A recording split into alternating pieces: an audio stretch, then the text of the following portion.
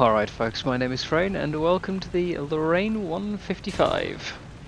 This is the second event vehicle from the current World War II Chronicles, and it's actually an artillery piece with a 155mm gun mounted onto a adjusted Lorraine chassis. Now, as with most derp tanks, it has a reasonably long reload and it's very situational, which means there is going to be a lot of dead space in the clips I'm using, and therefore there will be a lot of cuts.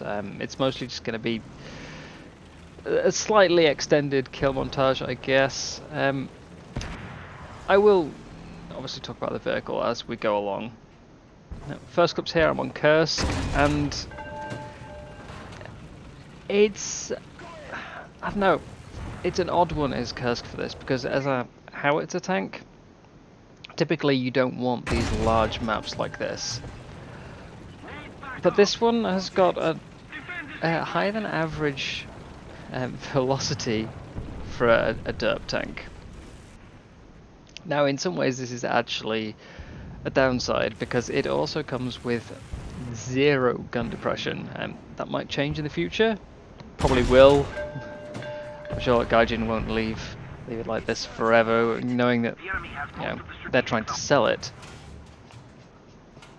But currently, yeah, it's got no gun depression, so having a high velocity is actually a slight downside, because you can't sort of arc your shells to make up for that lack of gun depression. If the enemy gets too close, you're simply going to fire over the top.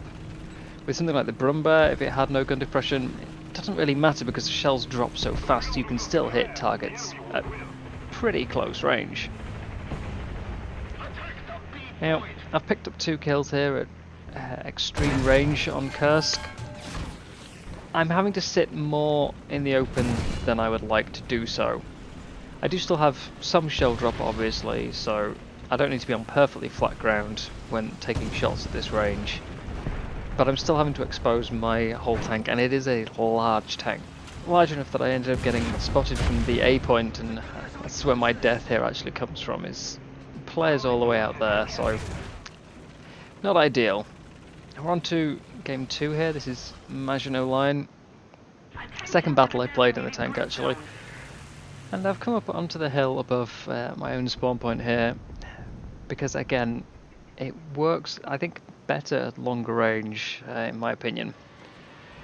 And up on this hill I have very wide field of fire. I can see a large bulk of the map, but it's all going to be at a reasonable range. I'm unlikely to ever encounter anything at sort of, you know, 200-400 meters here. It should all be more around the 1 kilometer plus range. This is a fairly hilly map after all, and it's rare I'm going to be able to find the ideal inclines without being excessively exposed. So, it's just seen an AC-4 Thunderbolt over there. It's slightly lower than me, and I'm on an ever so slight incline, so I can sort of drop shells down on him using the sight distance control, and set it to 800 meters, and just sort of lobbing the shells over the top of this ridge here. Obviously, cutting out the reload there, it doesn't really fire that fast. That's 1 target down. Now, obviously, despite thinking it is better at longer ranges, you're still going to struggle to hit a moving target, or hit a target where you don't know the range already. And rangefinders only go up to about 1100 meters, so you often can't use that. Now in the case of Kursk, I already knew the range from ridge to ridge, so that allowed me to hit first time. Here, I'm having to work my shots in a little more. But after a few misses to targets out there, we've got this T-20 pushed towards us and up the hill, so put a round into his turret front, blows down through the roof and takes out most of the ammo and crew in the hull that way. He won't get through his frontal plate. You have to go for those sort of downward shots. But the enemy is starting to close in now. Obviously I've contributed fairly little to this game overall, but that's pretty much how all derp tanks play, I feel. They're not useful. None of them are particularly useful, even the better ones, simply because you've got this long reload and usually a rather situational handicap. So there's limited amounts that you can apply to the game. In the case of this one, your handicap is mainly needing specific terrain. We've got a few targets there. There's an M18 and an Avenger visible. But there is a plane coming for me, and this tank has, well, let's just call it no armour.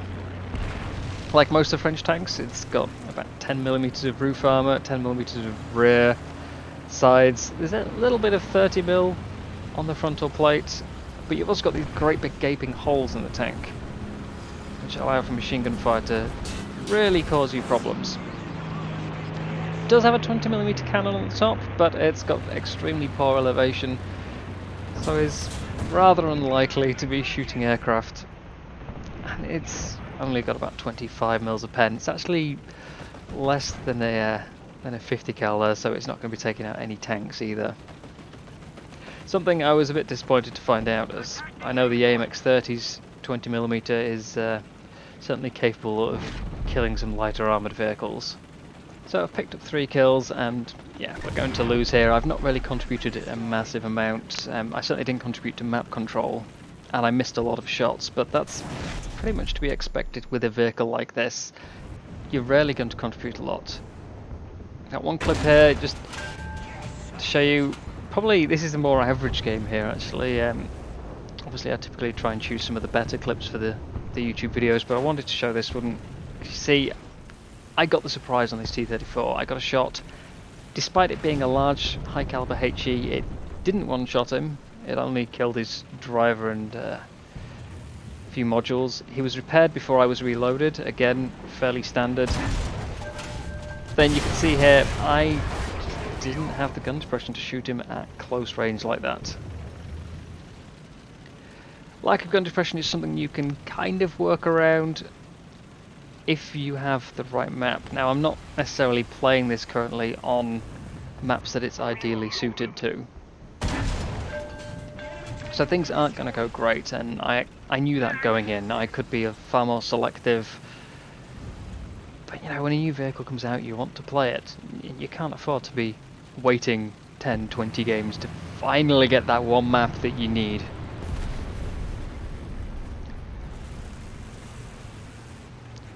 This battle is on White Rock Fortress, and you can see I've tried to find a spot where I can again reverse up against a slope and point my gun down. It was designed as an artillery piece, so it naturally has a very high gun elevation, and pointing down is, yeah, that's going to help you a lot, because it means your gun is now more in the normal realms of where a tank can shoot at. But that's very restrictive, it's very situational. You obviously can't go around the map and find these places everywhere, and so for any tank like this, it's just not going to be one that's going to reliably carry a game, because in this case you have to play it fairly ambushy, you know, pick your spots very carefully.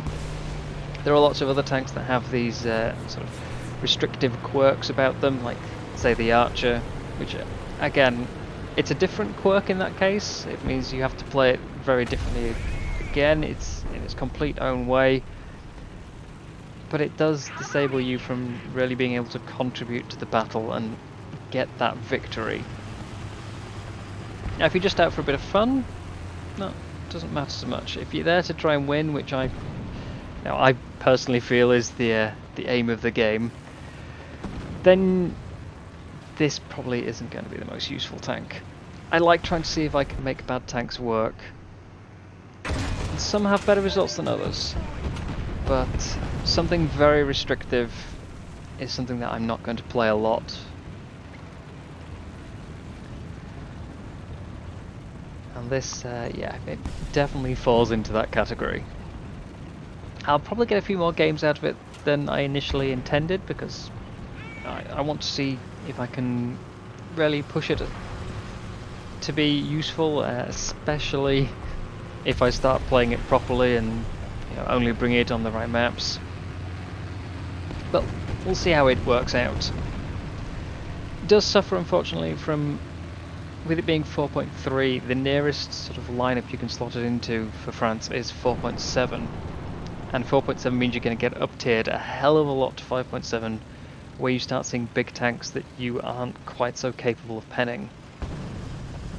The nearest tanks below it are 3.7 range or 4.0 ARL, none of which fare particularly well if you get up-tiered to 5.3, so it's in an awkward spot.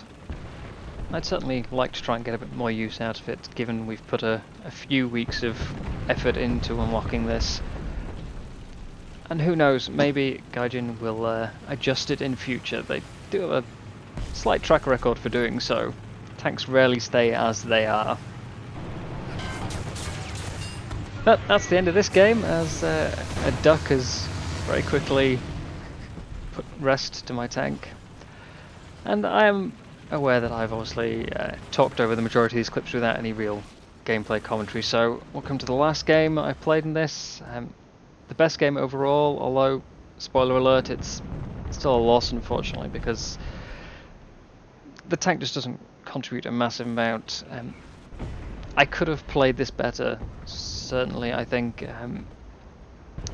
at this stage I'd kind of resigned myself to the fact that most games I'm not going to have much impact, so don't even try. But I am on Japan and I've chosen to climb up this hill. Again, possibly a bit of an odd choice, but it does allow me to point down a bit more, because there's guaranteed to be a downwards incline somewhere near me. Seen an Su-85 over across the B point. Tried to fire at him, unfortunately the tree hitbox is a little larger than it appears and ate my shell, so we'll get out of his line of sight before he fires again.